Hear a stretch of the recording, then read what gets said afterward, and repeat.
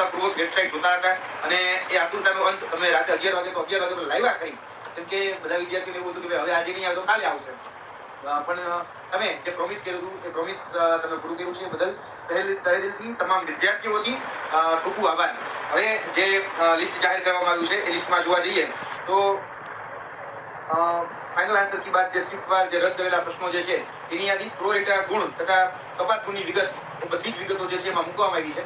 અને હું જે રીતે અત્યારે શોર્ટ્સમાં કહી શકાય કે ટૂંકી નજરમાં જે જોઈ શક્યો, તેમાં જો જોવા જાવ તો 100માંથી 100 માર્ક ધરાવનાર લગભગ 165 જેટલા ઉમેદવાર છે.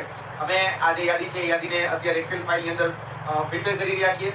અમારું એક સાઈડ એ પણ કામ ચાલી રહ્યું છે. કહી શકાય કે વિદ્યાર્થીઓ છે એ વિદ્યાર્થીઓ પ્રયત્ન કરી રહ્યા છે કે કેટેગરી વાઇઝ છે કે પછી જગ્યાના પ્રમાણે કેટલા ઉમેદવારોને લઈ શકે, કેટલા ઉમેદવારો જે છે એ આની અંદર આવી શકે, તો એના માટેના પ્રયત્ન કરી રહ્યા છે કે કેટલા ઉમેદવારોને આનો લાભ થઈ શકે એમ છે. પ્રયત્ન હંમેશા એવો જ રહેવાનો છે કે તમામ જે વિદ્યાર્થીઓ છે એ વિદ્યાર્થીઓને જે મેરિટોરિયસ એક્ઝામ કહેવાય, એટલે કે જે મુખ્ય પરીક્ષા કહેવાય, મુખ્ય પરીક્ષા આપવાની તક મળે. અમે તમામ પ્રકારના એવા પ્રયત્નો કરી રહ્યા છીએ કે જેથી કરીને વધારેમાં વધારે ઉમેદવારો જે છે એ મુખ્ય પરીક્ષા આપે. અને મુખ્ય પરીક્ષા, કારણ કે પ્રિલિમિનરી જે એક્ઝામ છે એ હંમેશા qualifying as a screening test હોય છે, અને સ્ક્રીનિંગ ટેસ્ટમાં જોવા જઈએ તો જીપીએસસી પણ સ્ક્રીનિંગ ટેસ્ટ બાદ વધારે પડતા ઉમેદવારોને તક આપે છે, જેથી કરીને એમાંથી એક સારું મેરિટ બની શકે, સારા ઉમેદવારો, હેલ્ધી કોમ્પિટિશન થઈ શકે. એના માટેના પ્રયત્નો અમારા પણ છે કે જીપીએસસી પેટર્ન પ્રમાણે વિદ્યાર્થીઓનું મેરિટ તૈયાર થાય તો વધારેમાં વધારે વિદ્યાર્થીઓને ફાયદો થાય. અમે તો પ્રયત્ન કરી જ રહ્યા છીએ, પરંતુ વિદ્યાર્થીઓને પણ કહીએ છીએ કે તમે પણ મેક્સિમમ તમારા જે પણ તાકાત છે તાકાત પ્રમાણે તમે પ્રયત્ન કરો. કોશિશ કરને વાળો કી હાર નહીં હોતી, એના જેવી વાત છે. એટલે કોશિશ કરશો તો તમારી જે કોશિશ અને પ્રયત્ન હશે સફળ થશે. બીજી વાત, અત્યારે જે યાદી જાહેર થઈ છે એ યાદીનું ફિલ્ટરેશન અત્યારે અમે કરી રહ્યા છીએ. લગભગ બને છે કે કાલ સવાર સુધીમાં કે સાંજ સુધીમાં અમે થોડી નવી અપડેટ પણ એની અંદર આ સીસીની અંદર જે છે એ આપીશું. અને જોવા જઈએ તો તમારે નવેમ્બરની ગણતરી રાખવાની છે.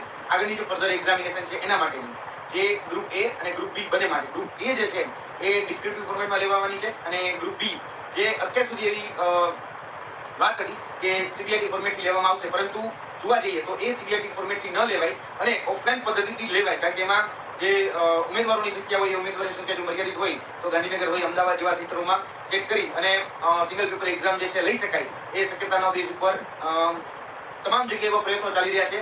ભરતી બોર્ડ દ્વારા પણ એવા પ્રયત્નો ચાલી રહ્યા છે. જે પણ વિદ્યાર્થીઓના શુભચિંતકો છે, શુભેચ્છકો છે, વિદ્યાર્થી પોતે છે, એ બધા જ લોકો એ પ્રયત્ન કરી રહ્યા છે કે ઓફલાઈન પદ્ધતિથી જ આ પરીક્ષા લેવામાં આવે.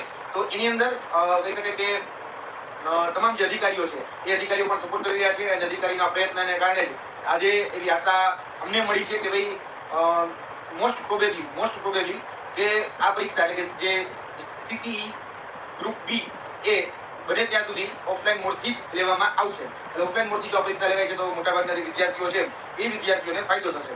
હવે આની અંદર જે છે એમાં મોટાભાગના અપડેટ્સ જોવા જઈએ તો આવી ગયા છે, અને એમાં સીસીને લઈને જે છે ખાસ કરીને જે વિદ્યાર્થીઓ પૂછી રહ્યા છે કે ભાઈ મુખ્ય પરીક્ષા ક્યાં સુધીમાં હોઈ શકે, ગ્રુપ એ પહેલા લેવા છે કે ગ્રુપ બી પહેલા લેવા છે.